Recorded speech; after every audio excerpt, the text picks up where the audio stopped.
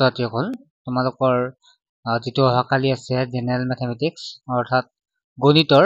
প্ৰশ্নখন মই আলোচনা কৰিম য'ত তোমালোকে জানা 50 মাৰ্কছত থাকে আৰু তোমালোকৰ প্ৰশ্ন 1ৰ পৰা 25 লৈ এমসিকিউ মূল্যাংক 1 থাকিব অৰ্থাৎ তোমালোকে মেট্ৰিকত তেনেকৈ তোমালোকৰ 90 ভিতৰত 45 নম্বৰ তোমালোকে এমসিকিউ থাকে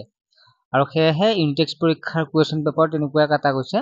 যাতে ষ্টুডেণ্টখিনি মেট্ৰিকৰ বাবে এতিয়াৰ পৰা সাজু হৈ থাকিব সেই কাৰণে তোমালোকে ভালদৰে পঢ়া এতিয়াৰ পৰা তেতিয়াহে তোমালোকে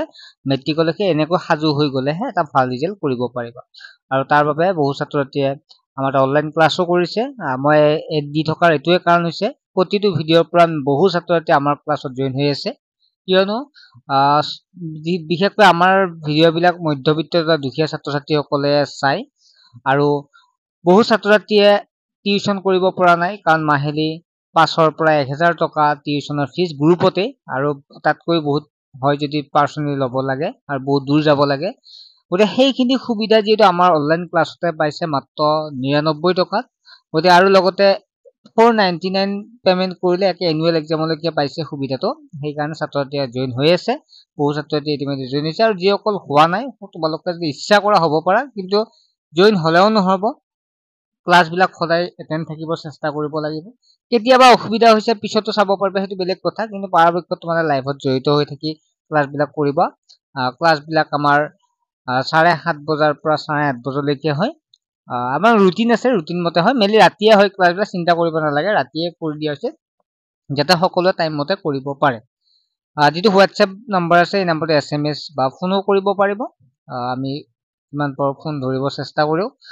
সো ঠিক আছে তোমালোকে জয়েন হলে WhatsApp বা তোমালোকে ফোনৰ জৰিয়তে জয়েন হ'ব পাৰিব এতিয়া আমি কোৱেশ্চন পেপাৰখন তোমালোকৰ ওচৰত শেয়াৰ কৰিছো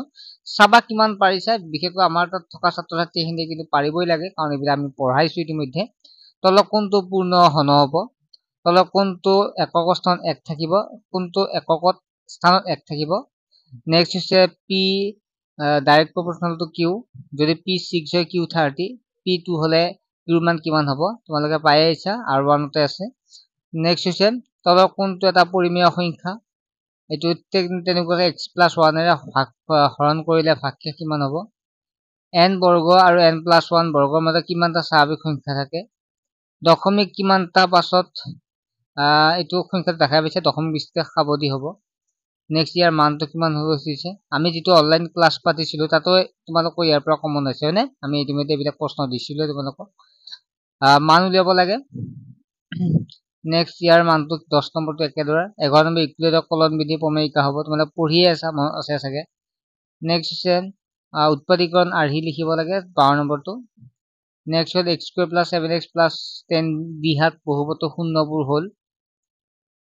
আলফা বিটা গামা দিয়া আছে যদি x² x³ + bx² + cx + d দ্বিঘাত বহুপদৰ শূন্য হয় তেন্তে আলফা বিটা গামা হ'ব নেক্সট হ'ল 15 নম্বৰটো x² + bx + c শূন্য দ্বিঘাত সমীকৰণটো এটা স্পষ্ট বাস্তৱ মূল থাকে যদি px cx * qx + rx যত rx হ'ব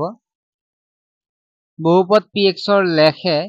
x অক্ষক দুটাত কাটিছে আৰু তিনিটা x অক্ষক স্পৰ্শ কৰিছে px ৰ শূন্য সংখ্যা যদি x² + bx + c = 0 a = not 0 সমীকৰণটোৰ মূল দুটা আৰ পূৰণফল 1 তেন্তে কোনটো হ'ব খুদিছে 19 নম্বৰটো ইয়াৰ মানটো উলিয়াব দিছে 20 নম্বৰ 28x² + 9 শূন্য কেইটাৰ পূৰণফল হ'ব 21 নম্বৰ 4x² + 4x + 1 বহুপদৰ শূন্য দুটা আলফা আৰু বিটা হলে আলফা বিটাৰ মান হ'ব তল কোনটো অনুপাত একতা সমানুপাত হ'ব n ৰ মান কিমান হ'ব 24 m not in m into n হ'ব ইয়াত তোমালোকৰ মেইনলি কিছুমান সূচক আছিল যে 1.6 ত এই সূচক এটা ইম্পৰ্টেন্ট ইয়াত লাগা হৈছে আৰু